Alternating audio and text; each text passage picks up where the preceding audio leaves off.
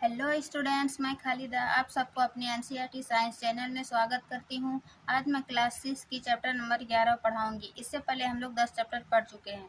जिसने अभी तक नहीं देखे वह चैनल पर एनसीईआरटी क्लास 6 नाम से प्लेलिस्ट बना हुआ है, आप वहां से देख सकते हैं। और जो चैनल पर नहीं है वो चैनल को सब्सक्राइब जरूर करें। चलिए शुरू करते हैं आज की क्लास। आज की क्लास है अध्याय 11, प्रकाश, छायाएं एवं परिवर्तन। सबसे पहले हम जानते हैं कि प्रकाश क्या है। प्रकाश ऊर्जा का एक रूप है जो हमें वस्तुओं को देखने में सहायता करती है। जैसे हमें अपने आसपास के जितने भी वस्तुएं देखते हैं तो वो सूर्य की दिन में उपस्थिति सूर्य की उपस्थिति के कारण ही देखते हैं। जैसे अंधेरे में, रात में हमें वस्तुएं दिखाई नहीं देती है। तो इस प्रकार किसी वस्तु को देखने के लिए हमें प्रकाश का होना जरूरी है। तो वस्तु को दीप्त और अदीप्त में प्रकार में बांटा जा सकता है। दीप्त पिंड क्या है कि वे वस्तुएं जो स्वयं प्रकाश का उत्सर्जन करती है, जैसे कि सूर्य, बल्ब, टॉर्च, ये सब क्या है, दीप्त पिंड है। फिर है अदीप्त पिंड। अदीप्त पिंड हुआ जो वस्तुएं स्वयं प्रकाश का उत्सर्जन नहीं करते हैं, जैसे कि लकड़ी, कुर्सी, टेबल, ये सब क्या है, अदीप्त पिंड कहलाए। फिर हम किसी वस्तु को देखने के आधार पर उसको 3 प्रकार में बांट सकते हैं: पारदर्शी, अपारदर्शी तथा पारभासी।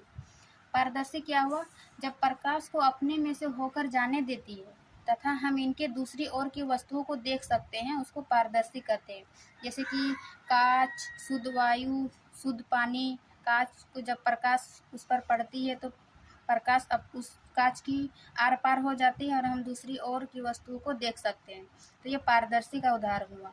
फिर है अपारदर्शी। अपारदर्शी वो वस्तुएं जिनमें से प्रकाश अपने से होकर पार नहीं होने देती, जिसके कारण हम उस वस्तुओं को नहीं देख सकते, दूसरी ओर रखी वस्तु को नहीं देख सकते। तो वो अपारदर्शी कहलाता है। जैसे कि लकड़ी, धातुएं, पत्थर, ये सब क्या है, अपारदर्शी का उदाहरण होगा। फिर है पारभासी। पारभासी क्या हुआ, कुछ वस्तुओं को हम आर पार की वस्तुओं तो देख सकते हैं किंतु स्पष्ट नहीं देख सकते। जैसे कि तेल लगा हुआ कागज पर, फिर बटर पत्र या फिर ड्रेसिंग पेपर, ये सब क्या हुआ, स्पष्ट आर पार की वस्तुओं को स्पष्ट नहीं देख पाते हैं, वो पारभासी कहलाए। फिर हम देखते हैं छाया वास्तव में क्या होती, मीन्स छाया कब बनता है। तो छाया बनने के लिए प्रकाश और अपारदर्शी वस्तु का होना जरूरी है। मीन्स जब प्रकाश किसी रास्ते कोई पद में अपारदर्शी वस्तु आती है तब छाया बनता है। छाया होने के लिए किसी अपारदर्शी वस्तु में प्रकाश का होना और अपारदर्शी होना जरूरी है। जैसे कि छाया कहाँ बनती है, पर्दे पर ही बनती है और केवल पर्दे पर ही दिखाई देती है। जैसे कि जमीन, कमरे की दीवार, इमारतें अथवा इस प्रकार की अन्य सतह हम अपने आसपास के दैनिक जीवन में देख सकते हैं जो पर्दे की तरह कार्य करती है।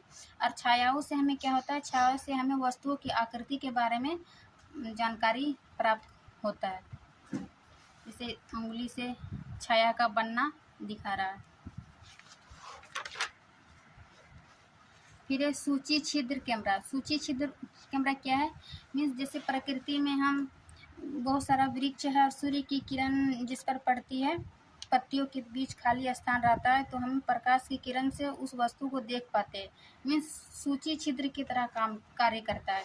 जैसे कि यहाँ कुछ कार्टून में छोटा सा छिद्र करके हम आसपास इधर से उधर, इस पार से उस पार देख सकते हैं। छोटा मतलब छोटे छिद्र से हम वस्तु को इस पार से उस पार को देख सकते हैं सूर्य की उपस्थिति में।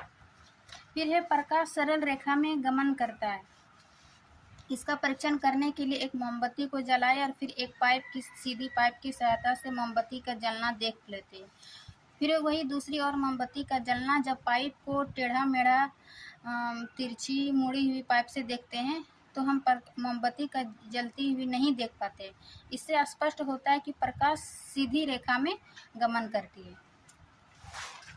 फिर है दर्पण तथा परावर्तन। दर्पण क्या है कि दर्पण का उपयोग अपने चेहरा देखने के लिए करते हैं, जो अपने चेहरे का परावर्तन होता है।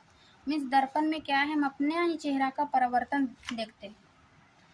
और जिससे हम पिछले देखे कि छाया जो प्रतिबिंब छाया से बहुत भिन्न होता है। प्रतिबिंब हुआ दर्पण के परावर्तन से जो हमें स्पष्ट दिखाई देते वो प्रतिबिंब हुआ, और छाया प्रकाश और अपारदर्शी वस्तु से छाया बनता है। जैसे यहाँ एग्जाम्पल दिखाया कि किसी अंधेरे कमरा में उसको टॉर्च की सहायता से दर्पण से फिर परावर्तित होकर हमें वस्तु का प्रतिबिंब दिखाई देता है। यहाँ यह क्रियाकलाप यह दर्शाता है कि प्रकाश। इस प्रकार आपका यह अध्याय समाप्त होता है। चलिए हम अभ्यास की ओर। तो नीचे दिए गए बॉक्स के अक्षरों को पुनर्व्यवस्थित करके एक ऐसी वाक्य बनाएं जिससे हमें अपारदर्शी वस्तु के बारे में जानकारी मिलने में सहायता हो सके। जैसे यहाँ दिया हुआ या, छा और पा, मतलब इसको एक सेंटेंस बनाना है। जैसे कि हम पढ़े अपारदर्शी वस्तुएं छाया बनाती है, यहाँ बॉक्स में भरना है। फिर है दूसरा कि नीचे दिए गए वस्तुओं अथवा पदार्थों को अपारदर्शी, पारदर्शी अथवा पारभासी तथा दीप्त अथवा अदीप्त में वर्गीकृत कीजिए।